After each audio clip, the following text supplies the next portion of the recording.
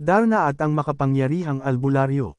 Sa gitna ng maingay na syudad, isang bagong banta ang nagbabadya. Si Aling Marta, isang matandang albularyo na kilala sa kanyang kakaibang kapangyarihan, ay naghahangad na sakupin ang mundo gamit ang kanyang mga anteng-anteng at mahika.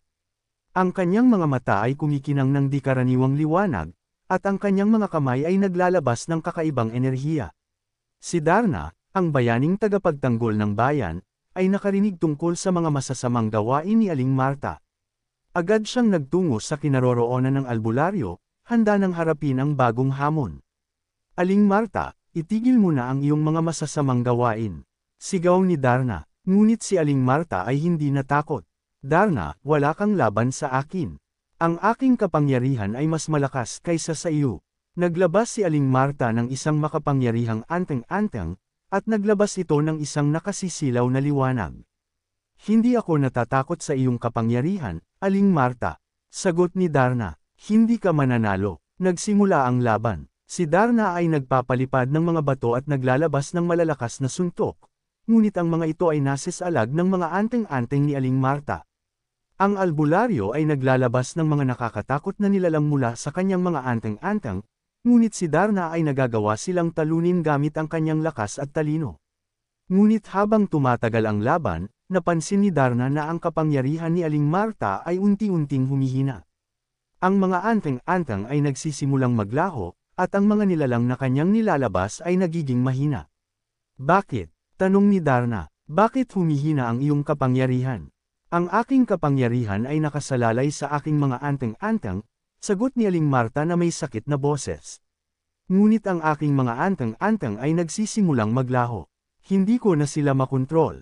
Bakit? Tanong ulit ni Darna. Ang aking kapangyarihan ay nagmula sa isang madilim na nilalang, paliwanag ni Aling Marta. At ang nilalang na iyon ay nagagalit na sa akin. Hindi na niya ako gustong tulungan.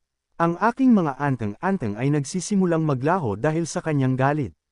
Naunawaan ni Darna. Ang kapangyarihan ni Aling Marta ay hindi tunay na kanya.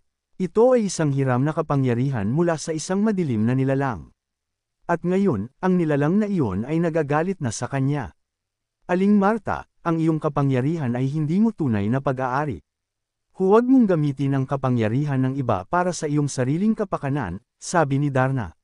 Napayuko si Aling Marta. Tama ka, Darna. Nagkamali ako. Patawad. Sa wakas, natalo si Aling Marta. Ang kanyang kapangyarihan ay tuluyang naglaho, at ang kanyang mga anteng-anteng ay nagiging alikabok. Si Darna, ang bayaning tagapagtanggol ng bayan, ay muling nanalo.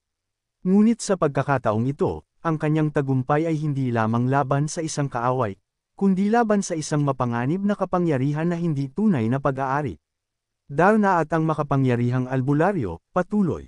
Ngunit bago pa man tuluyang maglaho ang mga anteng-anteng ni Aling Marta, isang nakakakilabot na pagbabago ang naganap. Ang kanyang katawan ay nagsimulang mag-iba ng anyo, nag-iiba ang kulay mula sa kulay abo patungo sa berde, at lumalaki ng lumalaki. Sa isang iglap, siya ay naging isang higanteng ahas, ang kanyang mga mata ay kumikinang ng mapanganib na liwanag, at ang kanyang bibig ay naglalabas ng nakakakilabot na sigaw. Hindi ka patapos, Darna. Sigaw ng higanteng ahas, ang boses ni Aling Marta ay nagbabago at nagiging malalim at nakakatakot. Hindi ka pa nakakakita ng tunay kong kapangyarihan. Nagulat si Darna sa biglaang pagbabago.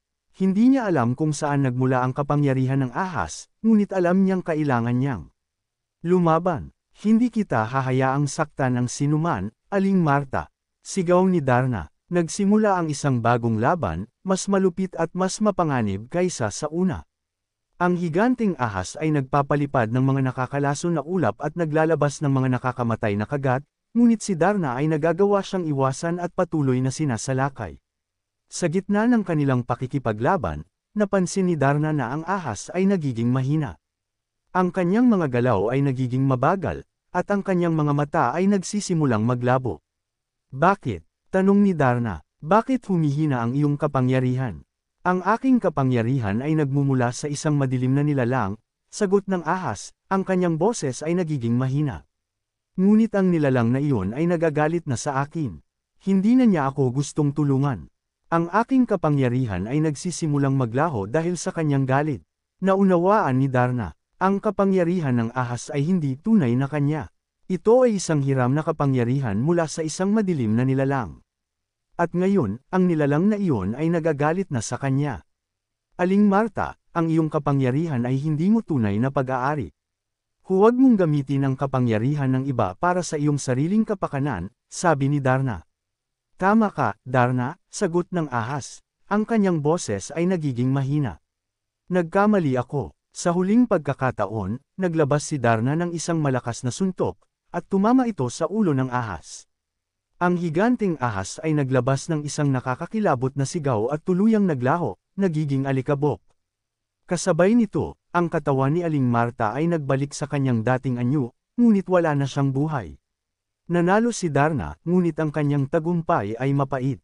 Ang albularyo ay namatay, at ang kanyang kapangyarihan ay tuluyang naglaho. Ngunit sa gitna ng kanyang kalungkutan, nagkaroon din ng isang pakiramdam ng kaluwagan. Ang madilim na kapangyarihan ay tuluyang nawala, at ang bayan ay ligtas na muli.